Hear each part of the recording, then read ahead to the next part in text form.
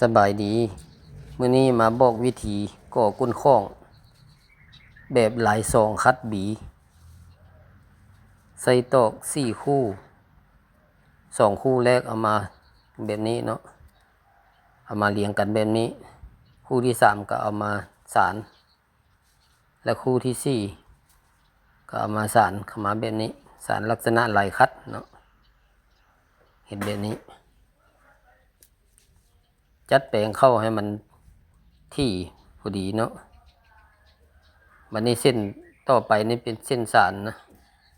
เอาสินับเป็นเส้นที่1ก็ได้เนาะเอาลง1เส้นเอาลงเส้นที่มันขึ้นอยู่ใจกลางนี่เอาลง1เส้น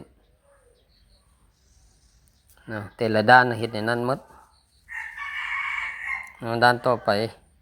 เส้นที่มันขึ้นอยู่ใจกลางนะเอาลง1เส้น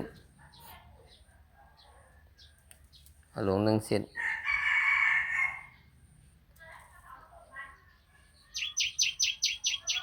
จัดเส้นตอกให้มันเท่ากันเข้าแบบนี้แต่ละฝั่งเฮ็ดคือกันเนาะมันจะมีเส้นขึ้นอยู่เครื่องกลางมันนั้นเอาลง1เส้นข้างที่1ข้างที่2ข้างที่3ข้างที่4เอาลงคือกันเอาลง1เส้นแบบนี้นี่จะได้เป็นรอบนึงแล้วนี่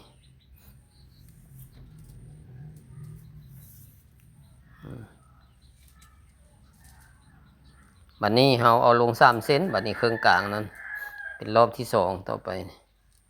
เอาลง3เส้นเครื่องกลางนั้นเอาลง3เส้น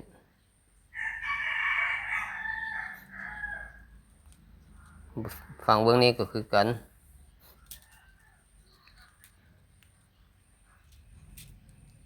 นะฝั่งเบื้องนี้ก็คือกัน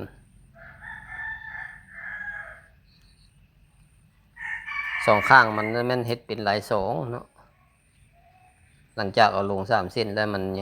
ยังตอกยังเหลือไปอยู่ก็เอาเฮ็ดเป็นลาย2นี่แต่ละฝั่งนี่ลง3หมดนี่เนาะนี่รอบที่1เราเอาลง1เส้นรอบที่2เราเอาลง3เส้นนี่ได้2รอบแล้วนี่ได้แบบนี้เนาะ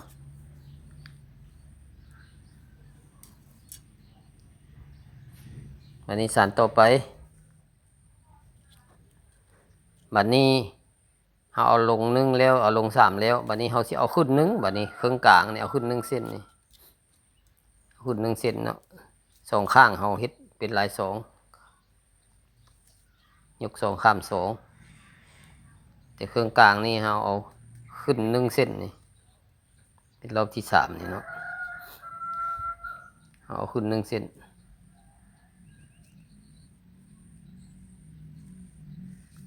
นี่เส้นเครื่องกลางอวยไปแบบนี้ก็ได้เนาะอวยไปเป็นจุดครบ4ด้านนั้นเอาขึ้น1เส้นแล้วก็2ข้างนั้นก็เก็บเป็นลาย2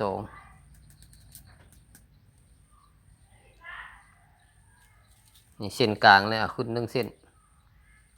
ข้างของเส้นกลางที่เอาขึ้น1เส้นนั้นข้างของมันยับไปหันก็เก็บเป็นลาย2แต่ละฝากมันเก็บเป็นลาย2เอาแบบนี้ข้างใดก็คือกันหมุนไปหมด4ข้าง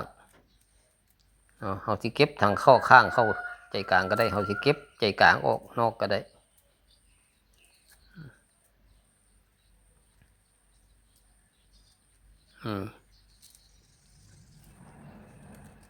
นี่เห็นแบบนี้แล้วบัดนี้อันนี้สานลบต่อไปเอาขึ้น1เส้นแล้วบัดนี้เราเอาขึ้น3บัดนี้เอาขึ้น3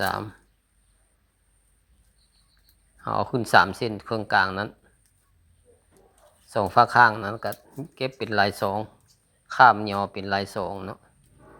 นี่เอาขึ้น3เส้นที่มันยังเหลือ3เส้นต่อไปอันเหลือจาก3เส้นต่อไปนั้นเขาก็เก็บเป็นลาย2หมุนไปแต่ละฝากเขาก็หมุนไปแบบนี้ เอาขึ้น3 เส้นเครื่องกลางนั้น2 ข้างก็เอาเก็บออกมาเป็นลาย2หมุนไปแต่ละข้างข้างนี้ก็คือกันเฮ็ดครบหมดทั้ง4 ข้าง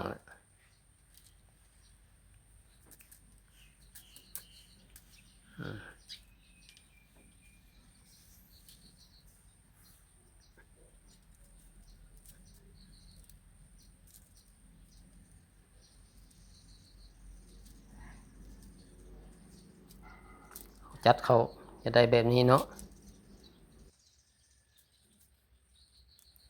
มีสารรอบต่อไปอีกเขาเอาลง1 เส้นอยู่เครื่องกลางนั้น2 ฝั่งข้างเขาก็ข้าม2ลอด2ออกไปเนาะเพราะว่ามันปิดลาย2เลยเอาลง1 เส้น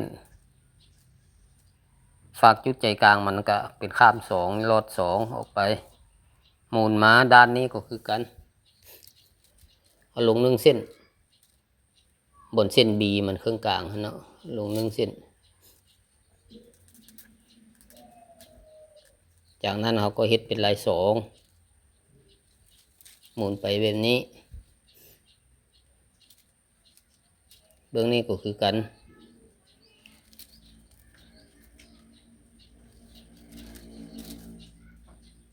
นี่เอาลง1 เส้น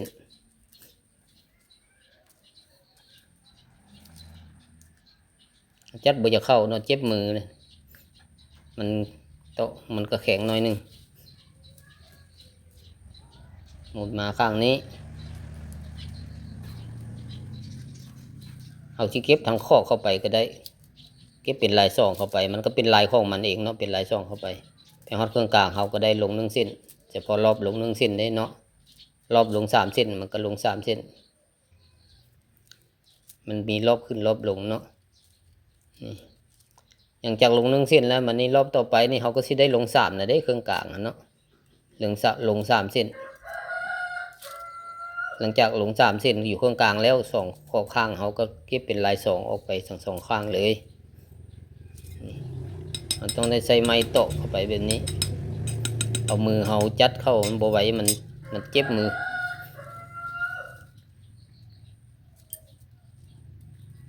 ตัวนี้ก็คือกันเอาลง3 เส้น2 ฝั่งข้างเฮ็ดเป็นลาย2ออกไป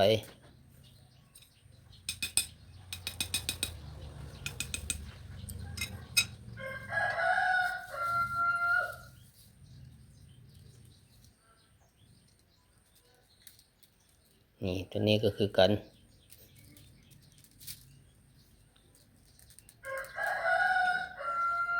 เขาสานได้3-4 รอบแล้วเขาก็อันนั้นเขาก็รู้จักเขาก็จื้อเนาะเขาจื้อแล้วเขาเฮ็ดไปได้ง่าย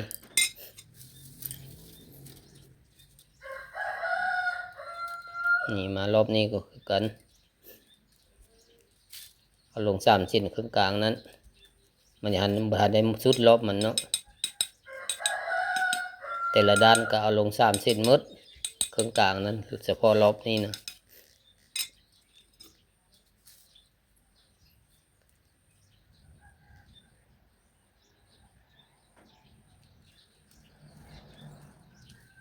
บัดนี้เขาเอาขึ้น1 เส้นเครื่องกลางนั้นบัดนี้รอบใหม่ได้นี่เอาขึ้น1 เส้นเครื่องกลางนั้น2 ฝั่งข้างก็เก็บเป็นลาย2ข้าม2ลด2ออกไป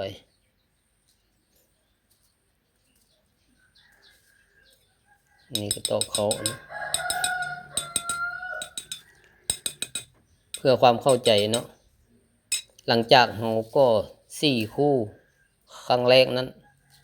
เขาก็เริ่มสานนั้นนะแม่นลง1 เส้นอยู่เครื่องกลางหลังจากลง1 เส้นอยู่เครื่องกลางหันอ้อมหมด4 ด้านแล้วเขาก็มาลง3 เส้นอยู่เครื่องกลางลง3 เส้นอยู่เครื่องกลางอ้อมหมด4 ด้านแล้วเราต่อไปเขาก็มาขึ้น1 เส้นอยู่เครื่องกลางนั้นเราต่อไปก็ขึ้น3 เส้น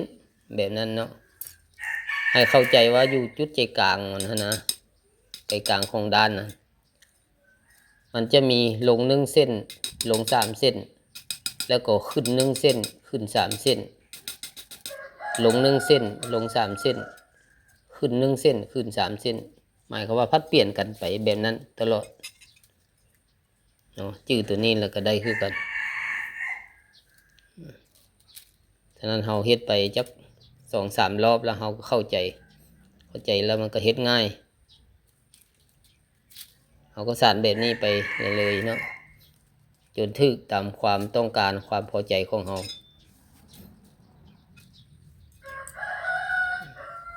อันนี้มันเฮาก่อไว้เพื่อว่าเฮาสิสานเป็นลาย3ธรรมดาเด้อเวลาเฮาสานขึ้นหน่วยมันไปนั่นนะเฮาสิสานเป็นลาย3ธรรมดาเฮาต้องเอาเส้นส่วนของเส้นตอก4ด้านมารวมกันแล้วมาหารให้3เนาะถ้าหารขาดแล้วมันสานบ่ถึกหารขาดให้มันจะเป็นสานไหลลงพุ่นมันจึงถึกเฮาต้องให้มันเศษ2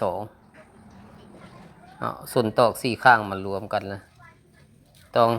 หารให้3แล้วให้มันเศษ2มันจึงถึกที่ว่าเฮาสานไหล3ธรรมดานะถ้าเฮาเอาเครื่องคิดไล่หารให้3นั้นมันจะออกเศษ6เนาะ6ไปเลย